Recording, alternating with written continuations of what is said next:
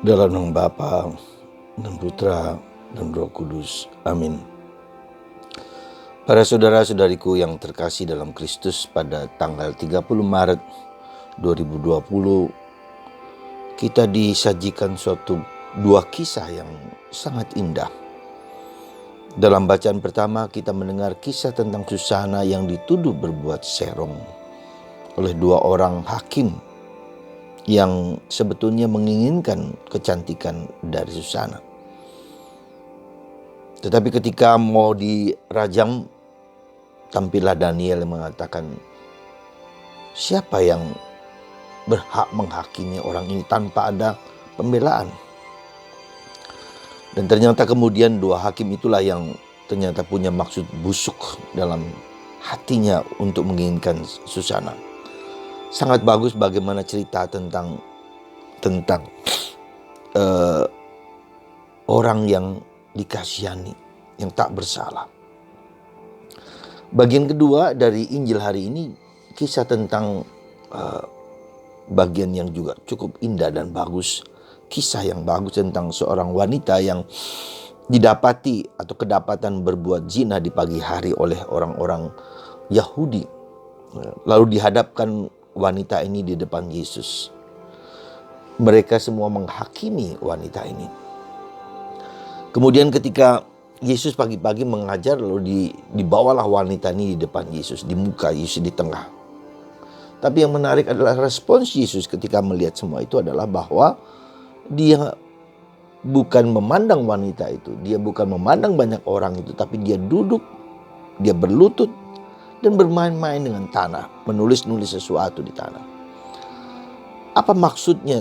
Sungguh luar biasa. Maksudnya adalah bahwa Yesus tidak ingin menghakimi wanita itu. Ketika dia memandang wanita itu, berarti dia juga menghakimi wanita itu. Ketika sudah cukup lama, Yesus bangkit dan mengatakan, siapa di antara kamu yang tidak berdosa? Rajamlah wanita ini. Siapa di antara kamu yang tidak berdosa? Rajamlah wanita ini. Pertanyaan yang luar biasa, bagaimana Yesus mengatasi dilema, mengatasi situasi yang tidak mudah itu. Kalau Yesus mengatakan wanita itu bersalah, maka dirajam. Ketika Yesus mengatakan bahwa orang-orang itu tidak berhak untuk menghukum wanita ini, maka dia akan juga diserang oleh orang-orang tersebut. Dan apa yang terjadi kemudian? Orang-orang tua mulai meninggalkan wanita itu, sampai tak seorang pun yang ada di depan wanita itu, depan Yesus.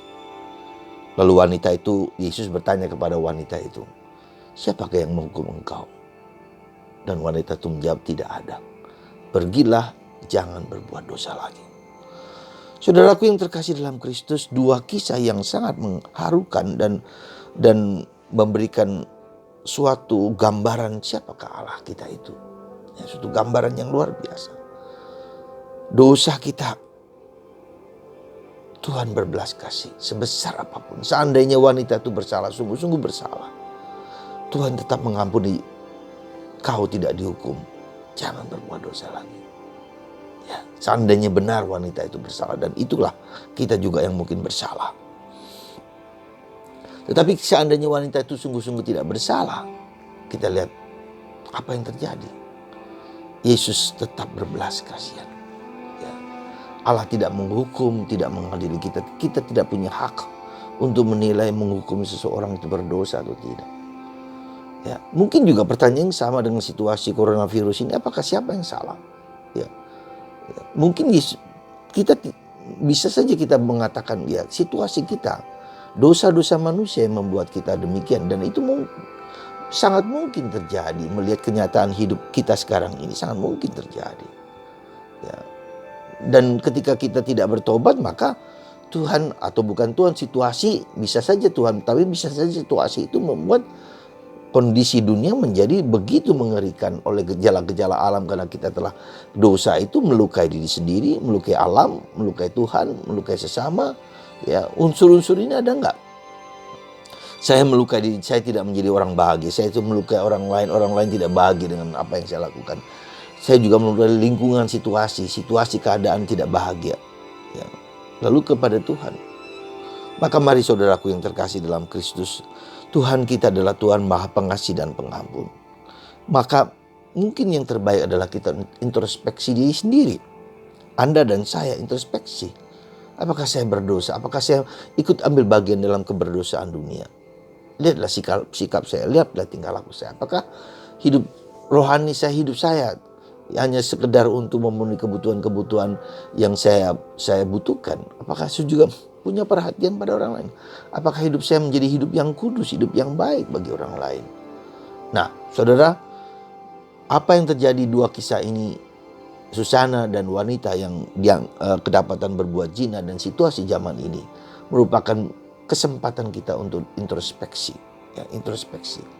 Ketika kita mengalami situasi yang demikian mengerikan ini, dalam tanda petik berbahaya ini, kita semua takut dan gelisah dan cemas. Apalagi seandainya kita percaya pada kedatangan Tuhan pada hari kiamat. Apa yang terjadi, dunia itu hancur lebur, gunung meletus dan segala macam yang seperti dilukiskan dalam kitab Wahyu, kitab-kitab dalam Injil, kita lihat bahwa segala sesuatu akan hancur lebur. Siapkah kita menghadapi kenyataan itu? Maka mari saudaraku, coronavirus adalah kesempatan untuk introspeksi diri. Anda dan saya, kita semua. Mari kita sujud, kita berlutut di hadapan Tuhan. Kita menyembah dan melihat diri kita yang paling penting. Ya, bukan orang lain, bukan siapapun, saya sendiri. Saya mengambil bagian dalam penderitaan dalam situasi sekarang. Dan saya juga berusaha untuk menjadi lebih baik lagi. Dan berusaha untuk berdoa bagi dunia. Itu yang bisa kita lakukan sebagai tanda pertobatan kita. Semoga Tuhan memberkati Anda, memberkati kita semua, dan kita dibawa kepada pertobatan pribadi, sehingga terjadilah suasana hidup yang lebih baik di sekitar kita, di rumah kita, di keluarga kita. Maka kita kembali keluarga sejauh mana saya ikut ambil bagian dalam penderitaan dan kesusahan keluarga saya, dan bagaimana saya recovery, mengambil solusi-solusi yang baik supaya segala menjadi baik. Tuhan memberkati kita semua dan menyembuhkan kita dan menguatkan kita supaya kita kembali kepada Tuhan yang Maha Pengasih dan Penyayang. Dan kita juga diminta untuk mencintai dan mengasihi dalam nama Bapa dan Putra dan Roh Kudus. Amin.